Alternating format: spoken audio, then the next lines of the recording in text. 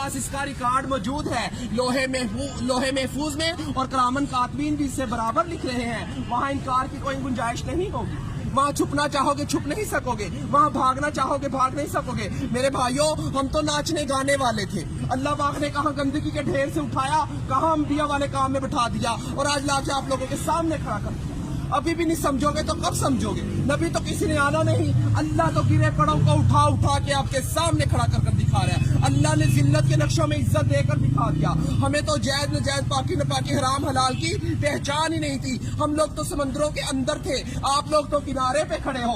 हम तो अंधेरों में थे, आप लोग तो रोशनी में खड़े हो। हम तो बेअकल थे, आप तो अकल वाले हो। मगर अल्लाह पाक बेअकलों को अकल दे दे के भेज रहा है। अभी भी नहीं समझेंगे तो कब समझेंगे? अल्लाह कहेगा मैंने उल्मा भेजे, दीन के दाई भेजे, मुफ्ती भेजे, कारी भेजे, हत्ता के नाचने गाने वालों को भी हदायत दे के आपके सामने खड़ा कर दिया था। और वो भी यही कह रहे थे लोगों अल्लाह की तरफ आ जाओ। वहाँ कोई उज़र चलने वाला नहीं, अल्लाह दुनिया में सारे उज़र पूरे किए जा रहे हैं। अगर आप लोग दीन का काम मकसद बनाकर नहीं करेंगे तो अल्लाह हम जैसों से दीन का काम लेगा। अल्लाह किसी का मोहताज नहीं है, हम सब अल्लाह के मोहताज हैं। अबराह के लश्कर को अल्लाह पाक ने परिंदों के जरिए अबाबील के जरिए हलाक किया और बैतुल्लाह शरीफ की हिफाजत फरमाकर दिखाई।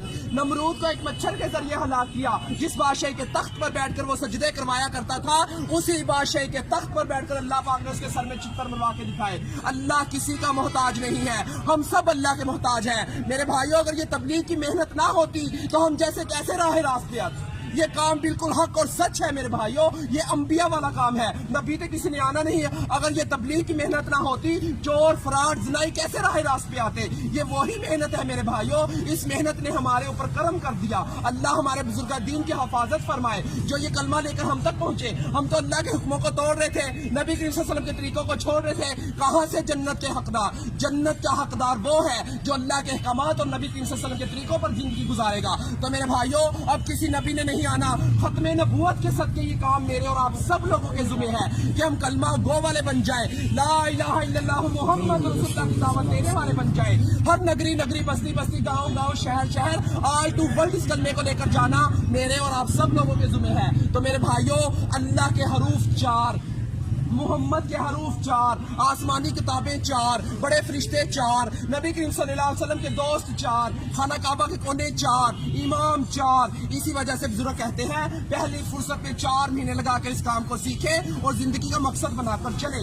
सीखने के लिए 4 महीने, करने के लिए पूरी जिंदगी, फिरने के लिए पूरी दुनिया। तो मेरे भाइयों, सीखते सीखते करना है और करते करते मरना है। तो मेरे भाई, ये दुनिया हमारा इम्तिहान है, इबादत हमारी पहचान है और दावत इल्लल्लाह हमारा काम है। हम तो इस काम को करने के लिए मौत तक इरादा